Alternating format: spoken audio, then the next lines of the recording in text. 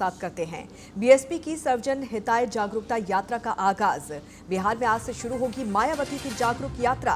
BSP 243 सीटों पर लड़ेगी बिहार विधानसभा का चुनाव। बिहार में नई राजनीतिक सक्रियता के साथ होगी शुरुआत। ये बड़ी खबर आपको बता दें, मायावती के नेतृत्व वाली बहुजन समाज पार्टी बिहार में विधानसभा चुनाव से पहले आज से 11 दिनों के लिए सर्वजन हिताय जागरूक यात्रा शुरू करेंगी। बिहार में नई राजनीतिक सक्रियता के साथ अपनी उपस्थिति दर्ज कराने जा रही हैं मायावती। पार्टी आज से सर्वजन हिताय जागरूकता यात्रा की शुरुआत करेगी।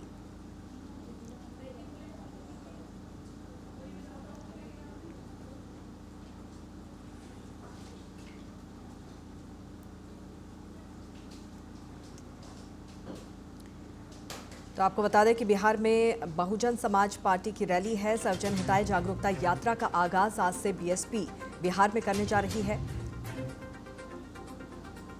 तो बिहार में दस्तक बीएसपी की 243 सीटों पर बिहार विधानसभा का चुनाव लड़ेगी। बीएसपी सभी सीटों पर चुनाव लड़ेगी और इसी को लेकर अब बीएसपी बिहार में एक्टिव होती हुई नजर आ रही है। सर्वजन हिताय जागरूकता यात्रा का आगाज आज से बिहार में बीएसपी करने जा रही है।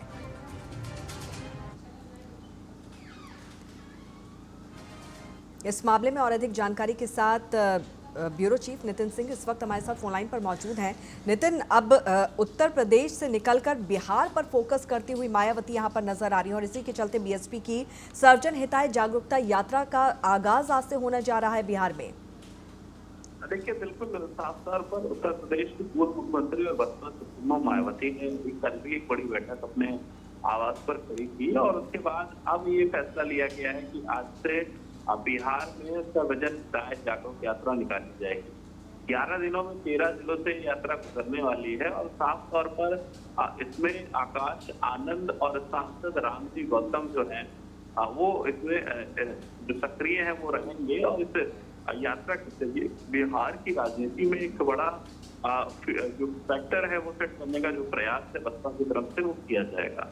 साफ तौर पर मायावती ने कुछ दिन पहले कहा था कि वो किसी भी गठबंधन का हिस्सा नहीं है और बिहार में वो अकेले जो ये जो चुनावी लड़ाई है वो लड़ेंगी, किसी के साथ वो नहीं लड़ेंगी। और उसी लिए आज ये जो यात्रा है वो शुरू हो रही है। कैमूर जिले से शुरू होकर के वैशाली में समाप्त होनी है, जिसमें कैमूर, बक्सर, रोहतक, अरवल, जहानाबाद, छपरा, कई सारे ऐसे जो जिले हैं, 13 जिले हैं, उन जिलों को कवर किया जाएगा। और वहां पर जो दलित वोटर है, जो शेड्यूल कास्ट के लोग हैं, उनको कहीं ना कहीं साधने और समझाने का प्रयास बसपा सुप्रीमो की तरफ से किया जाएगा। बिल्कुल, ऐसे में क्या नितिन मायावती भी इस रैली का, इस यात्रा का हिस्सा रह सकती हैं? क्या कुछ रणनीति है पार्टी की? देखिए, अभी तो ये जो यात्रा शुरू हो रही है इसमें साफ तौर पर यात्रा का नेतृत्व पार्टी के राष्ट्रीय समन्वयक आकाश आनंद और रामजी गौतम को इसकी जो जिम्मेदारी है वो सौंपी गई है। तो साफ तौर पर ये दोनों ही लोग पूरी यात्रा में बिहार में रहने वाले हैं। इसके अलावा अगर वहां से बसपा सुप्रीमो मायावती को रिपोर्ट सौंपी जाएगी कि किस जगह पर ज्यादा मजबूती है और अगर मायावती वहां पर आती है तो जाहिर सी बात है वो मजबूती और बढ़ जाएगी। उसके बाद बसपा सुप्रीमो मायावती वहां पर भी जाएंगी और उस जगह पर भी अपनी जो रणनीति है उस रणनीति के तहत जनता को संबोधित करेंगी। लेकिन अभी ये जो बताया गया है कि आकाश आनंद किस तरह से शक्तियों को बढ़ाया गया था, उसका कहीं ना कहीं ये एक बड़ा एग्जाम होगा और आप देखना ये होगा कि बिहार में आकाश आनंद और बसपा अपना कितना जादू जो है वो बिखेर पाएंगे।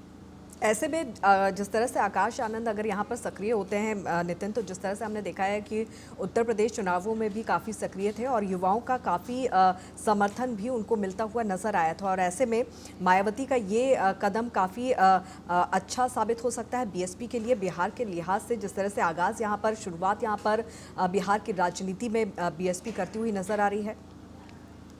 देखिए, बिल्कुल साफ तौर पर पार्टी की ओर से जारी जो बयान है उसमें साफ तौर पर कहा गया है कि इस यात्रा का उद्देश्य BR अम्बेडकर के सामाजिक समन्वय, सामाजिक न्याय के दृष्टिकोण और उनके संवैधानिक मूल्यों को राज्य में कोने कोने तक पहुंचाने का जो प्रयास है वो बसपा की तरफ से किया जाएगा। विधानसभा की 243 सीटें हैं और इन सीटों पर अगर बिहार के नजरिए से देखा जाए तो सबसे अहम जो SC और OBC का जो वोटर है वो सबसे अहम है। ऐसे में आकाश जी। आनंद युवा है, क्योंकि बिहार में युवाओं को लेकर के जो रोजगार की समस्या है या युवाओं को लेकर के जो दूसरी चीजें हैं, उन चीजों को कैसे बेहतर किया जा सकता है, इन सारे फॉर्मूले पर काम करने का प्रयास आकाश आनंद एक समन्वय यात्रा के जरिए करेंगे। तो जाहिर सी बात है, आकाश आनंद की शक्तियों को तो बढ़ाया ही गया है। उसके अलावा 243 सीटों पर जो एससी ओबीसी वोटर है, उसको कहीं ना कहीं जो संविधान है या फिर इसके अलावा जो बसपा सुप्रीमो मायावती का एजेंडा रहा है, या इसके अलावा डॉक्टर भीमराव अम्बेडकर जिस तरह से जनता के बीच में जाकर के उनको हक बताने की, उनको हक दिलाने की कोशिश बिल्कुल करते रहे। बिल्कुल। और साथ ही नितिन, ये भी देखना दिलचस्प होगा कि चुनाव से पहले बिहार की सियासत में जिस तरह से बीएसपी एंट्री मार रही है, उसका कितना असर, कितना प्रभाव यहाँ पर देखने को मिलेगा। बहुत बहुत शुक्रिया तमाम जानकारी के लिए।